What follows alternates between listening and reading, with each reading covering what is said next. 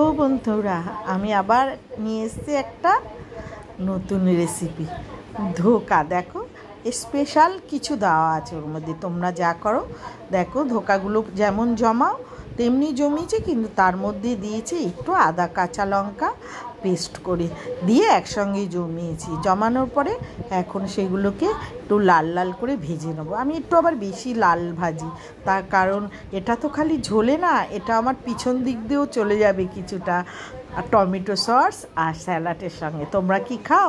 আমরা কিন্তু খাই। টমেটো সস আর স্যালাড দিয়ে খেয়ে দেখবে, খুব সুন্দর লাগে। বেশি ভালো লাগে সস দিয়ে খেতে। দেখো, লাল লাল করে একদম ভেজে নিলাম। শক্ত, এগুলো ঝুলে দিলেও ভাঙবে না, যে ভেঙে যায় ভাঙবে না। খুন্তি দিয়ে একটা একটা করে তুলছি, অনেক অসুবিধা হচ্ছে, তাই এই চিমটেটা দিয়ে আমি তুলে নিলাম। ফটাফট করে তাড়াতাড়ি করে তুলে নেবো। দেখো কেমন ভালো লাগে না? আর তার মধ্যে দেবো এটা পটল আলু দিয়ে করবো আজকে, নতুন রকমের জিনিস দিয়ে করছি। দেখো, তুলে নিলাম চিমটে দিয়ে। আর আমি যে মিক্সিতে করে নিয়েছি যে মশলা, ধনে জিরে কাজু চালমগজ কাঁচা লঙ্কা আদা, একসঙ্গে পেস্ট করেছি।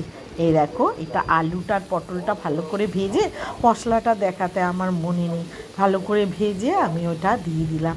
আর এটা একটু গাঢ় গাঢ় হয়, এটা খেতেও খুব সুন্দর হয়, ভালো টেস্ট হয়। একবার পটল দিয়ে করে খেয়ে দেখো ধোকার ঝোল। সবই তো পটল দিয়ে করে খাই, এটাও একটু করে খেয়ে দেখলাম। ধোকাতে একটু বড়াতে একটু বেশি করে জল দিতে হয়, জানো তো?